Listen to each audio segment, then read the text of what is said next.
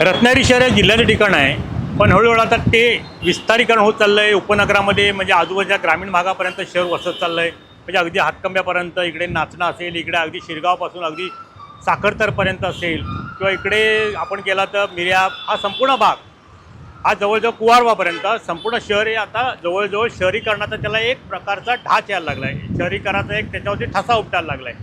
पण त्याचबरोबर वाहतूक समस्या हा एक विषय आता मोठ्या प्रमाणात रत्नागिरी शहराला असेल, तालुक्याला असेल किंवा जिल्ह्याला किंबहुना भेडसावतोय.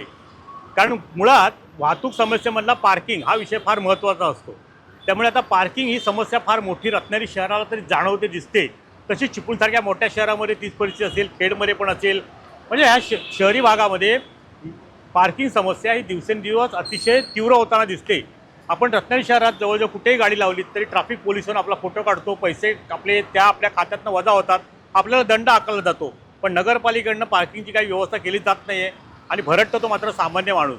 मग इतका समस्या वाहतुकीची होण्याचं कारण काय? तर त्याच्यामध्ये वाढती वाहन संख्या. गेल्या काही वर्षामध्ये जिल्ह्यामध्ये वाढलेली जी वाहन संख्या आहे ती महत्त्वाची कारणीभूत ठरते पार्किंग समस्येला. आपण जिल्ह्याचा विचार केला तर आपण म्हणाल की रत्नागिरी जिल्ह्यामध्ये वाहनं तरी अशी किती आहेत? तर आपल्याला RTO ऑफिसकडनं मिळालेल्या माहितीप्रमाणे जिल्ह्यामध्ये एकूण वाहनांची संख्या आहे 5,33,642. पण साधारणपणे आपली लोकसंख्या आपली असेल एक 13-14 लाख.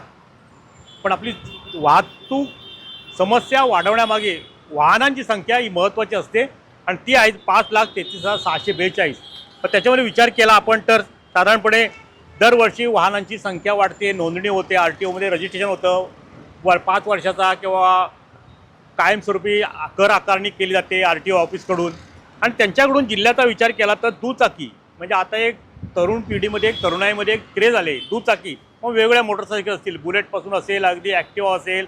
पण दुचाकी म्हटलं की प्रत्येक घरामध्ये काय म्हटलं तरी 3-4 दुचाकी गाड्या असतात. 4 व्हीलर एका दुसरी सामान्य माणसाकडे पण आता दिसायला लागली. त्यामुळे त्या दुचाकीची संख्या आहे जवळजवळ 3,81,058. त्याचबरोबर 4 व्हीलर ज्या 4 चाकी आहे, अलिशान गाड्या, आपण वातानुकूलित बसतो, प्रवास करतो, रस्त्यावरती धावताना दिसतो. आज आपण चर्चा करतो, अरे बा याने आज 4 व्हीलर घेतली, ही महागडी गाडी आणली, फॉर्च्युनर आणली, स्कॉडा आणली, इर्टिगा आणली. अशा वेगवेगळ्या गाड्यांची नेहमी चर्चा होते. त्या वाहनांची संख्या आहे जवळजवळ 64,179. रिक्षा कष्टकरी वर्ग आजही त्याच्यावरची रिक्षावरची आपलं रोजंदारी करतोय. अनेक रिक्षा चालक वर्षानुवर्षे आपला तोच व्यवसाय करतायत. त्याच्यामध्ये अगदी वयोवृद्ध पण रिक्षा चालक आहेत, तरुण पण आहेत. आणि ती रत्नागिरी शहर असे सगळ्या जिल्ह्यामध्ये नेहमी 3 चाकावर फिरणारी रिक्षा ही सर्वांच्या नजरेत भरणारी असते. त्याची संख्या आहे 22,722. जीप आहेत 585 आहेत. ट्रक, ट्रॅक्टर, ॲम्ब्युलन्स अतिशय रुग्णांच्या दृष्टीने, त्यांचा जीव वाचवण्याच्या दृष्टीने ॲम्ब्युलन्सचा वापर सर्रास केला जातो, त्या आहेत 543. आणि ट्रक, ट्रॅक्टर आहेत 10,901. असं जवळ विचार केला तर जवळजवळ 5,33,642 वाहनांची संख्या रत्नागिरी जिल्ह्यामध्ये आहे. त्यामुळे साहजिकच आहे वाहतुकीची समस्या वाढणार आहे. त्याचबरोबर इंधनाचा प्रश्न निर्माण होतो. इराक युद्धामुळे मध्यंतरी आपण सगळ्यांनी अनुभवलं आहे की पेट्रोल आणि डिझेलची काय परिस्थिती झाली होती.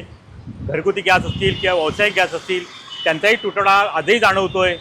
ते पेट्रोल म्हणजे कमतरता जाणवत होती, डिझेलची कमतरता जाणवत होती, पेट्रोलचे दर वाढत आहेत. म्हणजे आपसुकच वाहनांची संख्या वाढली की पेट्रोलचा ताण वाढतो, डिझेलचा ताण वाढतो, वाहतूक समस्या निर्माण होते, पोलिसांवरती ताण वाढतो आणि सामान्य माणसाला मात्र त्यामधून त्रास होतो. अशा प्रकारे एकंदरीत विचार केला तर रत्नागिरी जिल्ह्यातली वाहतूक समस्या दिवसेंदिवस वाढते, कारण त्याच्यामध्ये वाहनांची संख्यासुद्धा तितकीच भर टाकते. एकंदरीत काय, समस्या वाढते, वाहनांची संख्या वाढते आणि रत्नागिरी जिल्ह्यातील वाहनांची संख्या ही येत्या काळामध्ये वाहतूक पार्किंगच्या दृष्टीने म्हणा, वाहतुकीच्या दृष्टीने म्हणा अडचणी ठरणार एवढं मात्र निश्चित. टाइम डिले करता किशोर वर्ष, यश मयेकर, रत्नागिरी. टाइम्स डिजिटलला लाईक करा, शेअर करा, सबस्क्राईब करा आणि बेल आयकॉन दाबायला विसरू नका. Times digital.